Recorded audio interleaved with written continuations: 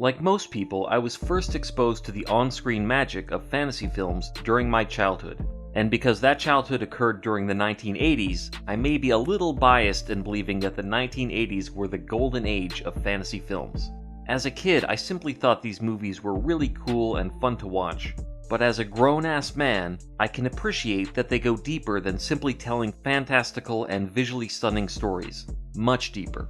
Some of the movies I watched as a kid address themes and ideas that most adults would miss, let alone kids. I may be reading into some of these films a bit too much, but regardless, in this video I will go over my personal interpretations of the deeper themes and meanings in 4 classic fantasy films from the best fantasy decade, the 1980s. Let's start with one of my all-time favorites, the 1986 film Labyrinth. You remind me of the babe. Labyrinth is a musical coming-of-age fantasy story directed by the master puppeteer Jim Henson, and starring David Bowie and a young Jennifer Connelly.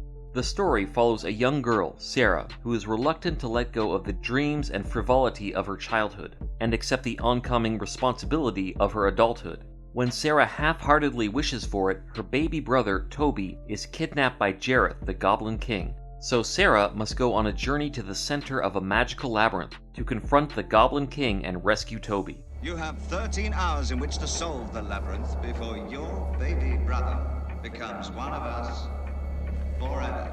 Labyrinth takes story elements from Lewis Carroll's Alice novels and The Wizard of Oz, but reimagines them in an unmistakably 80s way, with synth-heavy musical numbers and elaborately constructed puppetry. The story purposefully adapts ideas from Joseph Campbell's theories on the hero's journey, or monomyth. Joseph Campbell's work hugely influenced George Lucas when he wrote the original Star Wars trilogy, and not surprisingly, George was an executive producer on Labyrinth. The monomyth is a theoretical template that most ancient myths and folktales follow, but in this video I will focus more on the way Labyrinth symbolically depicts Sarah's journey from childhood into adulthood. Many of the film's characters and settings represent different aspects of this journey, and the potential pitfalls it presents. In the beginning of the story, Sarah still acts like a child, despite being in her early teens. Her motives are completely selfish and inconsiderate of others. When she is given the responsibility of babysitting her younger brother Toby, she acts indignant and annoyed at being inconvenienced. However, after she wishes for Toby to be taken, and he is, she quickly realizes the seriousness of her mistake. But I didn't mean it. Oh, you didn't? The labyrinth itself represents Sarah's inner journey. Unicursal labyrinths have long been a tool for meditation and self-reflection, and the enormous maze in the film serves the same purpose. The first ally Sarah meets in the labyrinth is Hogwart, or whatever his name is. No, it's Hoggle. Hoggle is a character who seems indifferent to her at first, and in fact betrays her at one point, but ultimately proves to be a true and loyal friend. Hoggle represents a person who is flawed as the result of some trauma they have suffered, but has potential to rise above it and become a meaningful friend and ally. It takes a mature, wise soul to see this potential in them, and because Sarah becomes an adult through her journey, she does. Ludo and Sir Didymus also represent friends who have flaws and are perhaps not the sharpest tools in the shed, but whom are truly loyal and committed in their support. Hello. The worm reminds us that sometimes the wisdom we seek can come from the smallest and most unlikely of places. The fiery gang represent the temptation to become involved with people whose only focus is to have fun, even at the price of their own self-destruction, i.e., they're partiers. Of course it doesn't. The junk lady represents the temptation to become caught up in materialism, seeking fulfillment in possessions rather than what truly matters. Well, what about this? This is not junk. Yes, it is. So, what about the villain, Jareth the Goblin King? Well, first of all, how many times have you heard girls, or guys, remark how hot David Bowie is in this role? His casting and character were not an accident. Jareth represents one of the biggest potential pitfalls when entering adulthood: sexual desire and attraction. Of course, there's nothing inherently wrong with sexual desire, but if it is toward the wrong person, a manipulative person, it can lead you to forget your principles and yourself. Just let me rule you, and you can have everything that you want. This is the threat that Jareth represents. There are times that Sarah does want to forget herself and just go with him, but ultimately she stays true to her principles, her friends, and her family, thus transforming fully into an adult. Well, why didn't you say so?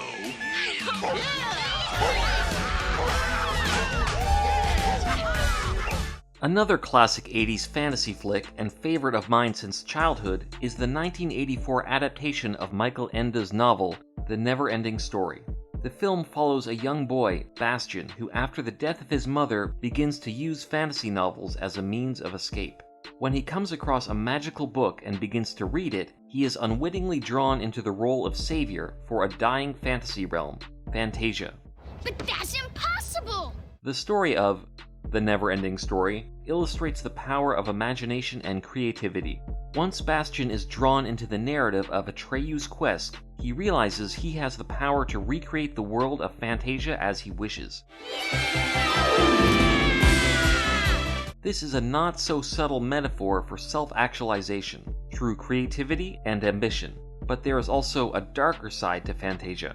Well, technically it's not dark or light, it's simply nothing. A hole? A hole would be something. No, it was nothing.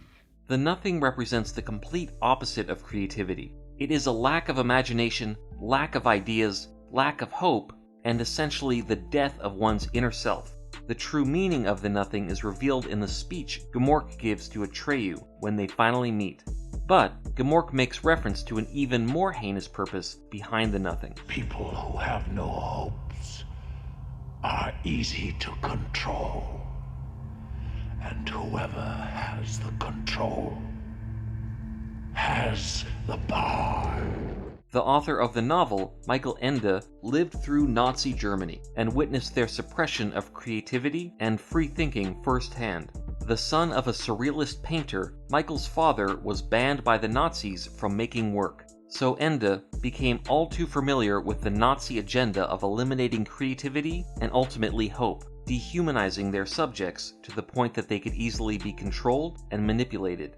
This is the true meaning of the nothing. It represents the death of the human spirit by those who would seek to control us. But if you keep dreaming, imagining, and creating, you will always be free, like Bastian.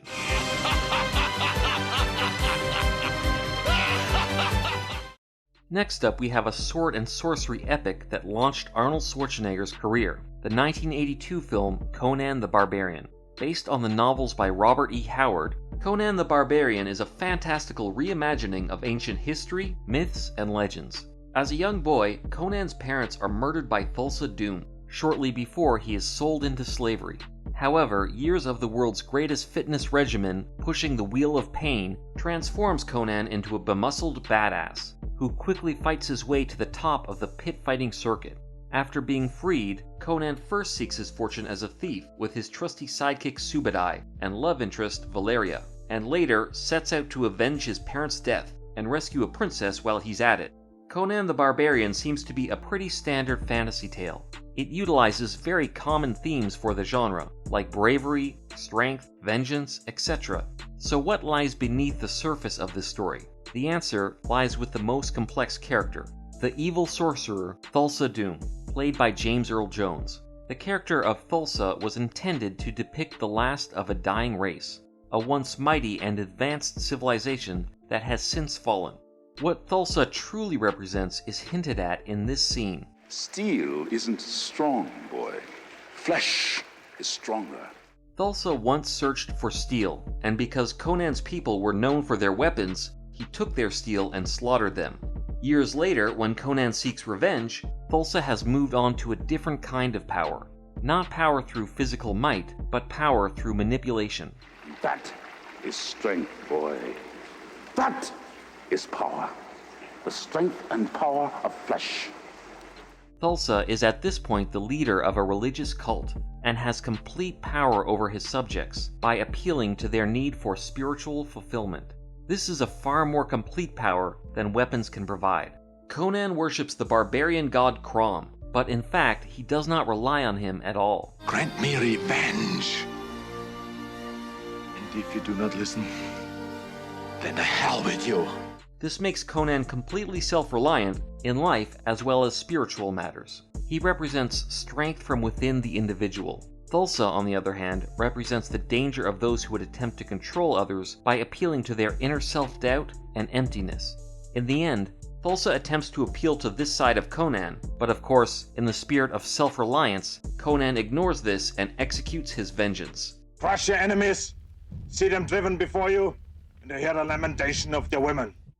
Finally, we have one of the most beloved and quoted classics of the fantasy genre, the 1987 film The Princess Bride. The Princess Bride is about two young lovers, Wesley and Buttercup, who are separated for 5 years only to be reunited when Wesley returns to rescue Buttercup from her marriage to and following murder by Prince Humperdinck. However, that's not really what the film is about. It's about a grandfather who reads a novel to his grandson while he's sick and staying home from school. The Princess Bride is based on the novel of the same name by William Goldman, who also wrote the screenplay for this film. While it is today one of the most popular fantasy films of all time, at the time of its release it did very poorly in cinemas. Inconceivable! This is most likely due to the fact that it's a hard film to categorize. It is simultaneously a satire of fairy tales and fables and a celebration of them. At its core, however, it's a story about storytelling and the loss of it from modern culture. Even in the 1980s, culture was becoming more instantaneous, less patient, and more forgetful of the wisdom and values that were previously instilled by storytelling. Of course, in 2017, we've gone a lot further down that road.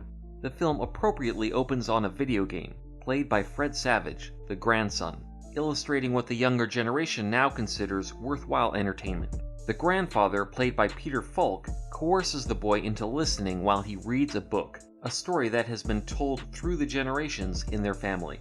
As the grandfather begins to read the story, the boy begrudgingly gives him his attention, and we are immersed into the fantasy world of Wesley and Buttercup. But the boy repeatedly interrupts and asks the grandfather to skip by certain parts. Skip onto the fire swamp, that sounded good.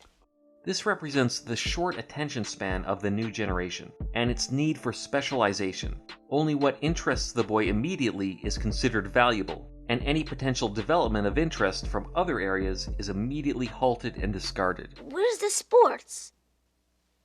Is this a kissing book? However, as the grandfather continues to read, the boy finds himself absorbed in the narrative, in spite of himself. At one point in the story, Buttercup seemingly marries the villain, Prince Humperdinck, and the boy states, It wouldn't be fair. This illustrates the new generation's accustomedness to narratives that omit all dark and challenging elements. In the new culture, any aspects that might hurt popularity or trigger controversy are edited out, despite their potential value in the long term. But the boy quickly overcomes his dismay, and the grandfather continues the story. In the end, the boy is transformed by the narrative, including the troublesome aspects, and even the kissy parts. I don't mind so much. Okay. The gift of storytelling has been passed down once again from the old generation to the new. So, do you agree with my points on these films? Was I reading into them too much, or perhaps too little? What are your interpretations of the deeper themes and meanings in these and other fantasy films? Please let me know in the comments below, and be sure to like and subscribe for more videos, including more interpretations of themes, meanings, and symbolism in classic movies. I'll see you next time. That is, if it's...